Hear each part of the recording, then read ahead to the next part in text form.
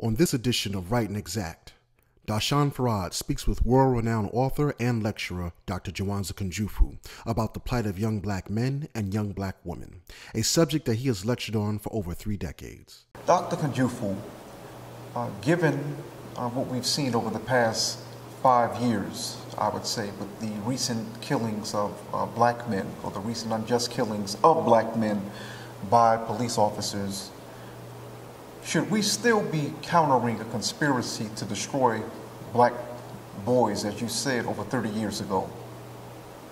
And if so, why?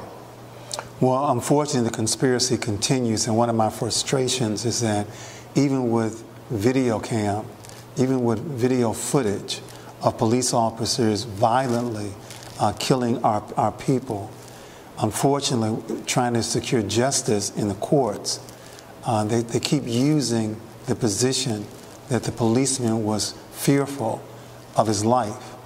And they use that, and have used it so many times, especially with in court with jurors, where they've been able to win. So our success, our efficacy of winning those cases is less than 20%.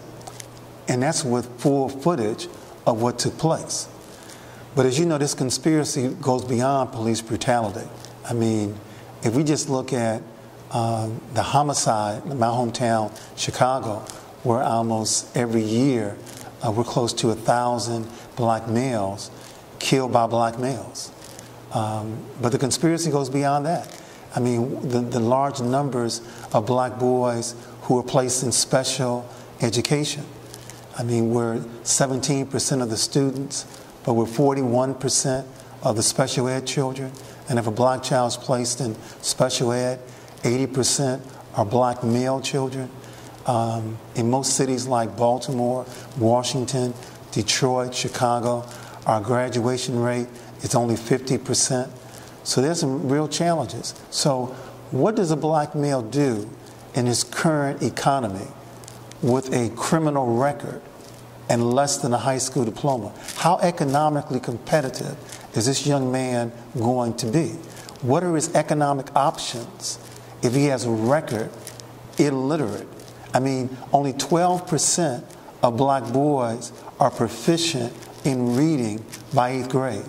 The richest country in the world, for some reason, can't teach 88% of black males how to read. This conspiracy continues. We noticed that in recent years, Dr. Kunjufu, you have done, if you would, pardon me if it's offensive, a slight change of pace. Yes. For the most part, your research and your scholarship has dealt with the plight of black males, black men and boys. I've noticed you've begun focusing on the plight of black women, black girls in particular. You have these 2 books, Raising Black Girls and Educating Black Girls. Why the slight change of pace, if you would? Well, as a publisher, our publishing company is African American Images, and over the years I've always asked other women or other people to write those books because I thought they were better prepared to do that than myself. So some of the books that we've written, The Conspiracy to Destroy Black Women by Michael Porter, Sisters Helping Sisters by Madeline Wright, a book on black female rites of passage called Her Story by Mary Lewis. There's this book that we've written by Joy Jones, Between Black Women, based in Washington, D.C. So I've always been interested in the topic, but I was criticized. This one situation just really became almost humorous to me. I was asked to speak in Oakland about the plight of black males. And the first question to come up was a question from a black female. When are you going to talk about the 12% of black females who are also suspended? Now, the audience, defended me, but I took her question to heart, that she was talking passionately about the fact that all is not well with our black girls. For example, 1 of every 4 girls in America has an STD. 1 of every 2 black girls has an STD. And the media is silent about that. The large numbers of black males, black females that are reported HIV positive, the large numbers of black girls in gangs who are incarcerated, the fact that black female wealth is between $5 and $100.